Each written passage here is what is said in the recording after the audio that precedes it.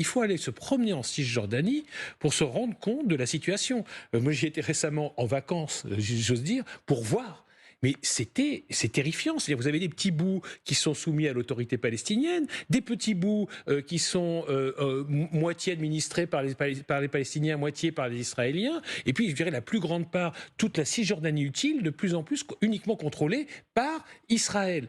Et des colons qui s'installent partout. Une violence, un racisme. Et là, pour le coup, là, je parle vraiment sérieusement, un apartheid qui est mis en place. On voit très bien d'ailleurs sur cette carte que la présence palestinienne a été grignotée au fil du temps par des implantations israéliennes. Je veux dire que la cocotte minute en Israël, c'est la Cisjordanie. Ça peut exploser à chaque instant. Et c'est un miracle que ça n'ait pas encore explosé. Ce qui est très curieux, c'est que ça soit venu de Gaza et pas de la Cisjordanie. Parce que là, les gens sont humiliés en permanence. Alors, je fais une petite parenthèse, mais je renverrai à une série remarquable, une série israélienne qui s'appelle Fauda. Il y a 4 saisons. Je vous conseille de la regarder, au moins les 3 premières, la 4e est un peu ridicule, mais les 3 premières saisons.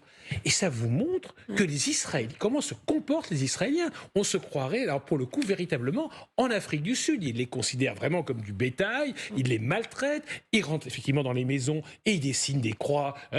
Mais vous imaginez, ça rappelle...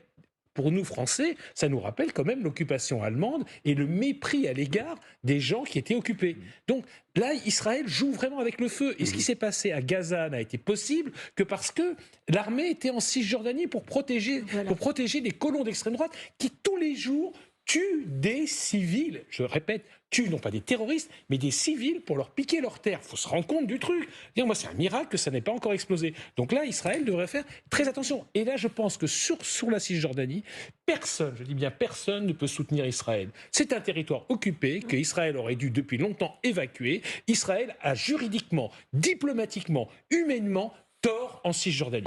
Je vais vous laisser